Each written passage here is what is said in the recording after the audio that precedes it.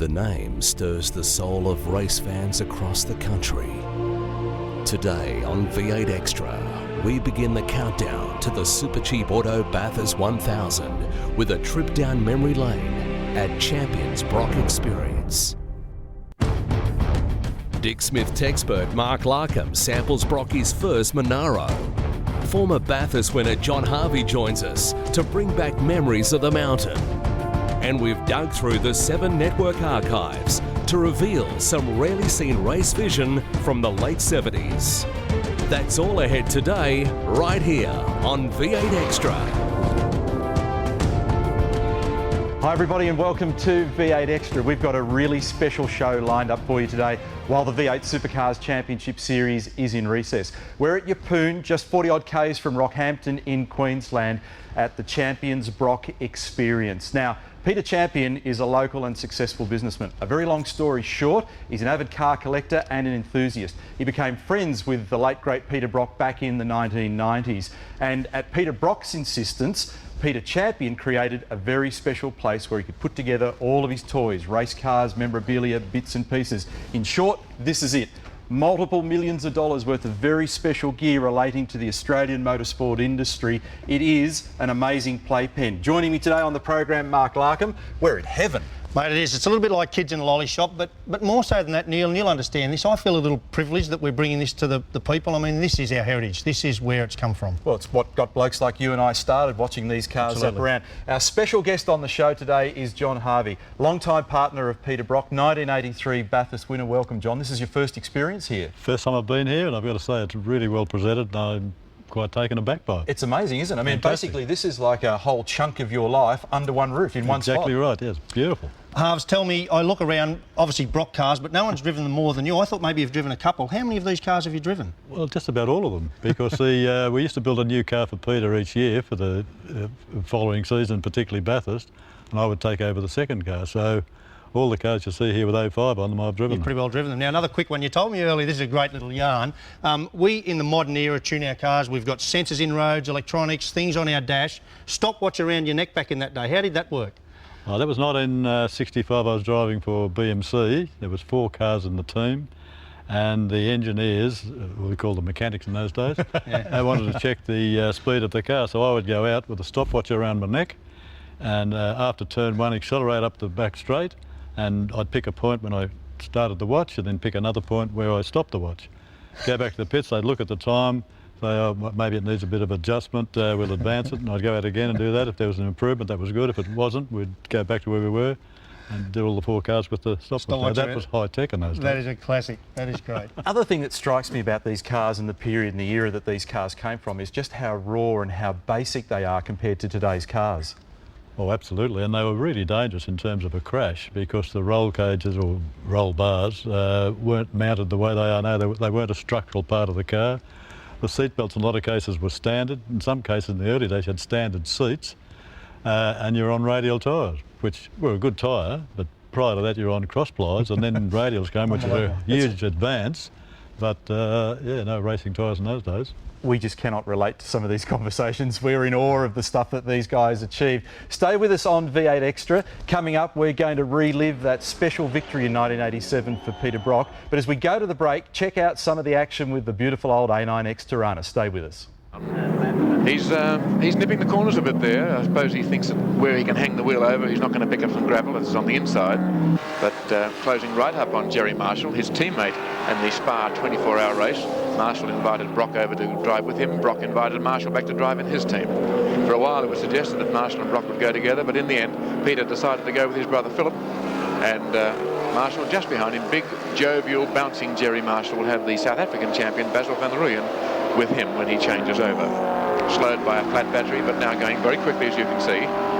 Not in his native environment, but quite content to sit behind Peter Brock, who is at home, to learn the way around. They go blasting down Conrod Straight. Here's Peter in action now. Can you see the monitor? You might like to see how he goes. He's not bad, is he? For a young bloke, yeah. Well, of course, I taught him everything he knows, you know. Yeah, I think that the main thing with Peter is he's probably about the smoothest guy racing today, you know, or racing touring cars anyway. There he is, at speed. Already the fans up on top of the mountain are cheering him on. 3.5 laps to go for Peter Brock as he heads on the way down to the dipper, and then of course onto the straightaway once again. And it all seems so easy, as we've said so many times, the mark of a truly great drive. Well, Brock's just given me the thumbs up. It's the usual confident, happy and positive Peter Brock who's in the car at the moment. He's gone at the time of about 25 seconds and he is gassing in the Commodore. He's put slick tyres on. He's in third position. The drama continues with the Texaco Ford Sierras. Victory number 9 could be on the way. That blue about the fuel, and the Texaco Sierra team is hotting up in the pits apparently. We're going to hear a lot more about that. Peter Brock across the top of the mountain. Every time he goes by, listen to them cheer. They know where he's placed. Third position.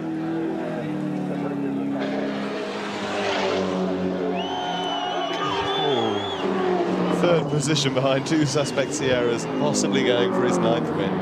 And he's just hurling it round. I mean, this is some of the most spectacular motoring. It doesn't matter where you go, anywhere in the world, you won't see anybody driving on the limit quite like Brock is now. So absolutely neatly. In these conditions, he is superb to watch. Great memories there from the 1987 Bathurst 1000, the Group A era. We're at Champions Brock Experience in Queensland as we welcome you back to V8 Extra. My special guest, the 1983 Bathurst winner John Harvey, and Mark Larkham joining me as well. We are surrounded by some amazing gear here. John, that period for the Holden dealer team in the early 80s was remarkable for me. You guys were the dominant force in the extreme. Well, that's true, we were.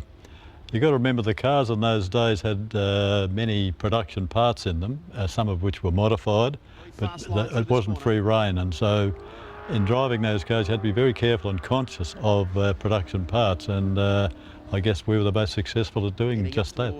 We could fill an endless documentary on, I'm sure, a lot of the experiences you had with the team and in and around some of these vehicles, and I know it's an almost impossible question to answer about favourites and what have you, but I'm sure the 83 win was very special for you. Well, it was, yeah. To get your name up on the top of the list was fantastic. The circumstances were something that wasn't totally unexpected because we'd always planned that and cross-entered the cars, but we didn't really expect it to happen or want it to happen. I guess the sad thing about it was that when Peter took over, which he had the right to do as team leader, that he and Larry just continued to drive the car the rest of the day. But I guess I can say I handed it over to them in second place, so it was in good shape. A little blemish for that story. Peter Champion, who owns this complex, took that very car to Goodwood in the UK in the recent past in an event and actually put a Graunch on it. He fired off the road, so there's something he didn't do in 83. Well, that's right. That was actually the 82 winner as well. Yeah. Well, John, on the subject of 1982, we've been peeling back dusty old tapes in the 7 Volt. Have a look at the celebrations of the win for the Holden dealer team back in that era. Brock and Harves. Well, Brock and Harves have finished 1-3. Harvey just being nutted out of second spot by Alan Grice in the Recar Commodore. Got to love that old vision, mate. Should be preserved forever. Now, you weren't at the podium. In fact, you went AWOL after the last pit stop. What happened there, John? Yeah, that was the splash and dash at the end of the race, and I called for a drink. And to cut a long story short, I got brake fluid in the plastic tube in which I was drinking. Oh, so I got back out on the track, still in second place, and looked in the mirror and I see the Japanese driver in Alan Moffat's second Mazda, who wanted second place desperately. Unfortunately for him, I wanted it desperately too. And it was the hardest, say, 15 or 18 laps that I'd ever driven, I think, because I was nearly blacking out on the last couple of laps with dehydration and this brake fluid in my John, system. we use Gatorade in the modern era, not brake fluid. But anyway, the end result was we finished second. I went back to the caravan behind the pits looking for a drink and collapsed because there was no drinks there. They'd taken them all down to the pit lane. Now, you went to Bathurst, by my records, on 18 occasions, 6 podiums, but you did a whole chunk of that in HDT land. But other than 83 in those weird circumstances where you picked up the win there, you never actually teamed with Peter. Why was that? Good point. Very good question. But I think basically our sponsors were always looking to get younger drivers up because they probably figured Peter Brock and particularly John Harvey was a little bit older than Peter, not going to be around forever. And so we kept getting different drivers to team up with me. Well, when he was a young bloke, in fact, he turned up at Bathurst the first time in 1969. You turned up in 1965, but PB arrived in a Monaro. He ended up finishing third in that. And Larko, you're going to crawl all over that in a tick. I am going to do that. But first, before we go to the break, Neil, you might recall 88 wasn't one of your betties. I think you were flogging a dead horse. Just have a look at this little bit of vision, a bit of a classic. Sounds like you're doing all the chatting, Brock, so I'll just drive for a while. Okay. Back to second here. Second, back to third. Third, I hope, Crompton. Okay, out wide. That's a good line. That's third gear, isn't it? That is third gear. You can't count, can you? It's a 6-speed gearbox, and Crompton's very confused. He's never driven it before. I just keep going for another gear. So long as it's faster, that's all that counts. Okay, second gear. Out the third gear now. So I think this one must be third. That's third. You can hold this thing absolutely flat out over here. Yeah, good. One of those delightful Toyotas. These are lots of fun. Now go wide here. Go wide. That's okay. Keep it wide over here, Crompton. That's ruined that lap. I remember the days when this used to be a motor racing telecast and it's rapidly become a comedy show. Now Crompton, watch out for him. I got a phone call from Harry Firth. Then he said, look, I want you to drive a Holden Monaro at Bathurst.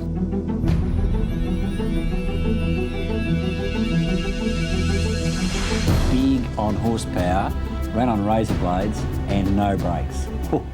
Those were the days. That's when they really sorted you out, I can tell you.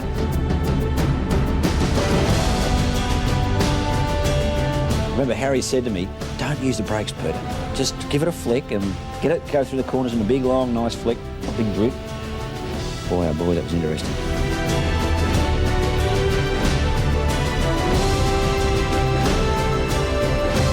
This place truly is amazing. There is more cars in here than I can poke a stick at. There is A9Xs, L34s, there's even Commodores over the back. In fact, there's a Sierra that Peter kindly let me drive and crash when I was a young bloke. Pick my favourite, it's right here. HT GTS Monaro 350. Now, this is the car Harry Firth, the Holden dealer team manager, phoned Peter, said come to Bathurst. Peter hadn't been to Bathurst before, finished third in this car, qualified 10th at a time of 2 minutes and 55. Now, that might not sound spectacular when the current cars are doing 2 minutes and 6, but let me assure you, that is very, very fast. Let's just draw a few comparisons to this car, the modern V8 supercar. Okay, so first up, let's take a look at the bodywork, or the aero, or in fact, lack thereof. If we compare this body to a modern V8 supercar, what's really obvious, no front air dam, no under tray, no side skirts, no rear wing, no downforce devices. And in fact, if I look at the beautiful slippery shape of this Monaro, two-door, even for 1969, I'd say that this would generate uplift at 140 mile an hour on Mount Panorama rather than downforce. That would be very, very difficult to drive. Around here underneath, we have a 114 litre or 25 gallon fuel cell compared to 120 litre in the modern car. This is a lovely touch. Oh, look, quadruple chrome tips on the exhaust and the number plate. Gotta love it. But what I really want to show you is the donk. Have a look at this.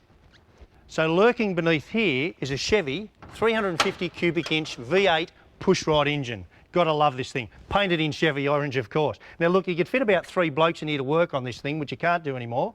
It's a 4-barrel carburettor, no electronics whatsoever. Gotta love it. This thing puts out about 300 brake horsepower versus a modern V8 supercar around about 650. Push you down the straight at Bathurst at about 140 mile an hour versus about 290, 300 k's an hour. Now what I do want to show is the tyres. We currently use an 11-inch wide tyre, that big. This thing, I can confirm, what I've read, a 6-inch tyre. Now the brakes are equally as small, about 100 mil smaller in diameter than a V8 supercar.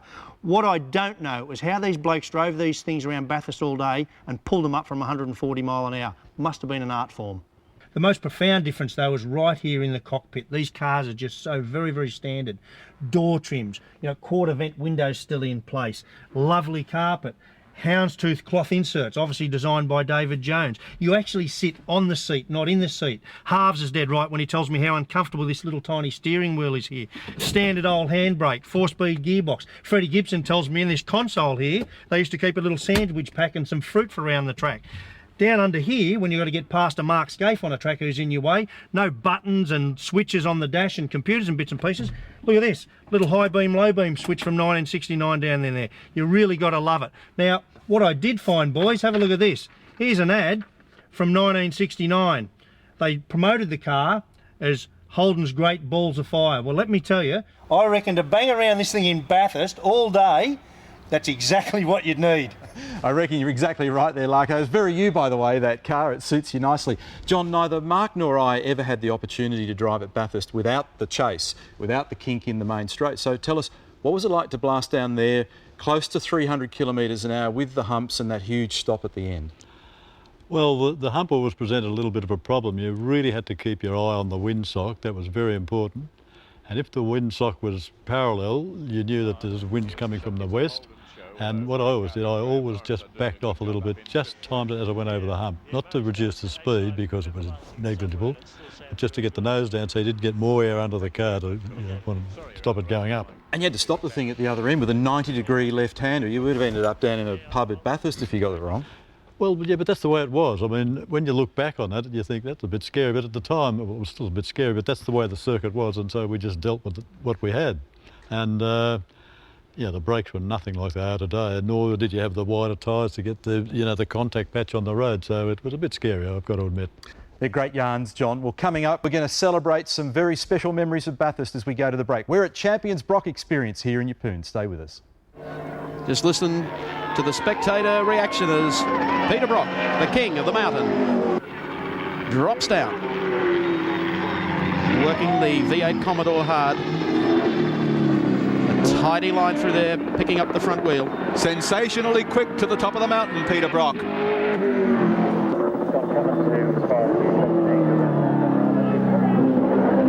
Timekeepers hold their breath. They know how fast he's been to the top. Can he keep it up to the bottom? Through the gears.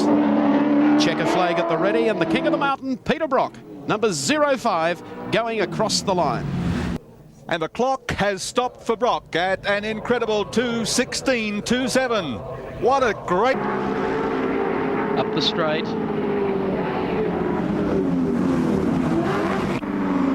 Oh, Harvey goes into the side of Grice. I think maybe Grice was claiming the corner, but... No, Grice has a problem. He had a problem before. He slowed quite... is it possible to slow rapidly? Anyway, he slowed, and that's really what happened. It really caught Harvey out totally. Welcome back to V8 Extra. We're nearly done, but John, that's something we didn't often see you involved in. A bit of biffo there with Alan Grice, but it was for a sheep station for the lead of the race. Well, it was. Alan had been leading, and he'd come out of the pits on new tyres as I come round turn one. I got a run on him, and as we got to the cutting, he did his first left-hand turn on cold tyres. It just ran a little bit wide, so I went up the inside, and there was a touch. But anyway, as we went further up the hill, mine coughed and spluttered because I was due to come into the pits, and he went by me like I was going backwards, and that was the end of that. I ran second to Alan. Harves, love having a chat to you because you're a wealth of information. You've told me some of these cars were actually evil to drive, very honest, love it. But really, look around, what's your favourite? Well, I think the 86 car, the VK Group A, that was a lovely car. I liked that. Good-looking car. Yeah, good-looking car, and it was nice to drive, well balanced. All the good things, had good brakes and steering and so on and so forth. But I suppose I've got to get back to the 83 car. I actually got my name in the books there, yeah. Number 1, so that was a pretty good car. Well, John, it's been great to have you here today. Great privilege, as Larko said at the beginning of the day. We've had a heap of fun, and thank you also, Larko, for hanging out. We could be here for hours. In fact, we might be just wandering around. Of course, we're counting down to our big one in October, the Super Cheap Auto Bathurst 1000. That's the big one. And by the way, there's been a lot of inquiry for camping opportunities up there. There's been more camping spots released. All the details there with the web address on screen. Also want to point your attention to this place. Want to thank Peter Champion for allowing us to come and intrude today. I recommend a visit. There's the details. If you want to jump online, you can find out more about Champions Brock Experience. Now, our next telecast is a little while off. That'll be the LNH 500, September 10 through 12, coverage on 7 both days. Our next V8 Extra, well, today's been a bit of a treat for Holden fans, but next week a treat for Ford fans, because we'll have both Dick Johnson and John Bowe in the studio with Mark and I, and we'll be having a good chat to them about their amazing partnership. Hope you've enjoyed the program today. Look forward to your company again next week. Bye for now. There's a whisper on the wind, Monaro. There's a thunder down the street, Monaro. There's a full-loaded door, there are four on the floor, and life is suddenly very Monaro. It's very Monaro this year. Monaro, by Holden, Australia's first sports machine. The racy looks of a high-priced Continental rally car, but no fancy foreign price tag. 3 models, Monaro GTS or GTS 327. Out to drive you wild. Wide, road-hugging track, super-tuned suspension, engines right up to a 250 horsepower V8. Console, floor shift, manual or automatic, tachometer, and safety features all around you. Monaro, it's going to be very Monaro.